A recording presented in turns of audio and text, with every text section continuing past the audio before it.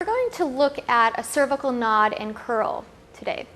And many people do this incorrectly, and I think it's what gives Pilates a bad name when people say, oh, Pilates hurt my neck. It's because of the way they're doing it. So we're going to examine the correct way to do it today. So she's going to bring her hands behind her head. Now, we're going to first look at the incorrect way so that you can see why it might be painful. So I'm going to have you perform the way that usually people do. And notice how her chin juts forward and you can lower back down. What that does is strains the back of the neck.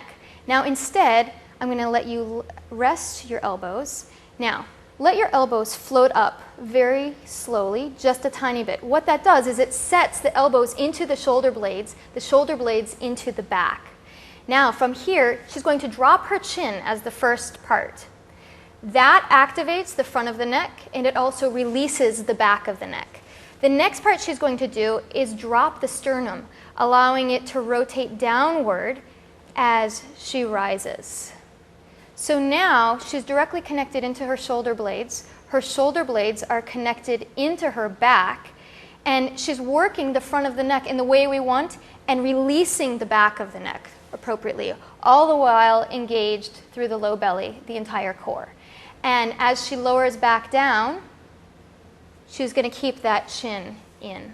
There we go. And now she's going to bring her hands down and experience the same feeling without the assistance of her hands. She's going to drop her chin, and then she's going to lower the ribs as she floats the head up. And she's in a beautiful position for most of her Pilates work, including the 100. Now, if that still feels strenuous, another option to help connect into the core is to put something between the knees, such as a soft ball, slightly deflated as this. So I'm going to place this between her knees. That activates her inner thighs, and activating the inner thighs actually connects her into the pelvic floor and into her entire core. So this is just one other way that she can do it. She's going to do her cervical nod and curl like this now. And she lowers all the way back down. So that is an appropriate way to do the cervical nod and curl.